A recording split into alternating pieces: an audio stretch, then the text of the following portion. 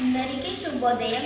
నా పేరు రిత్విక్. 4వ తరగతి స్వామినాథన్ నుండి వచ్చాను. తెలుగు భాష నేర్చుకోవడానికి మనకు భాషా భాగాలు ఎంతో ఉపయోగపడతాయి. ఇప్పుడు మనము భాషా భాగాల గురించి తెలుసుకుందాం. భాషా భాగాలు 5. అవి నామవాచకం, సర్వనామం, విశేషణం, క్రియ, అవ్యయం. ధన్యవాదములు. ఇప్పుడు మనం నామవాచకం గురించి తెలుసుకుందాం. పేర్లను తెలిపే పదాలను నామవాచకం అంటారు.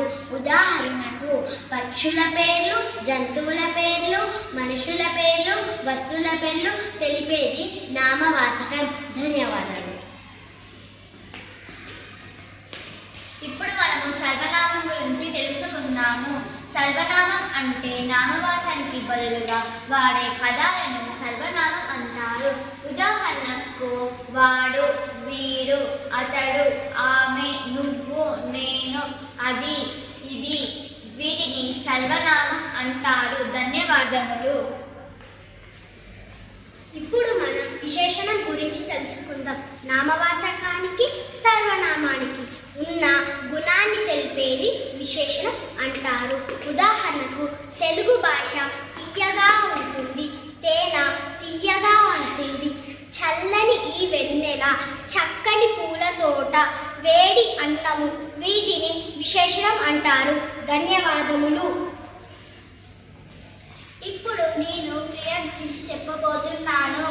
పనిని గురించి తెలిపే దానిని క్రియ అంటారు. ఉదాహరణకు తోటకు వెళ్ళాలి, పూలను తెంపాలి, దారం తేవాలి, దండగా కట్టాలి, గుడికి వెళ్ళాలి, దేవుడికి దండ వేయాలి వీటిని క్రియ అంటారు. ధన్యవాదములు. నేను ఈరోజు అవ్యయం గురించి చెప్పబోతున్నాను.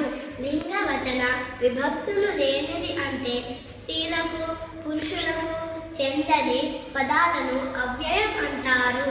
ఉదాహరణకు ఆ, అయ్యో, ఓహో, ఆహా, ఛీ, బాగు, వలే వాటిని అవ్యయం అంటారు. ధన్యవాదాలు.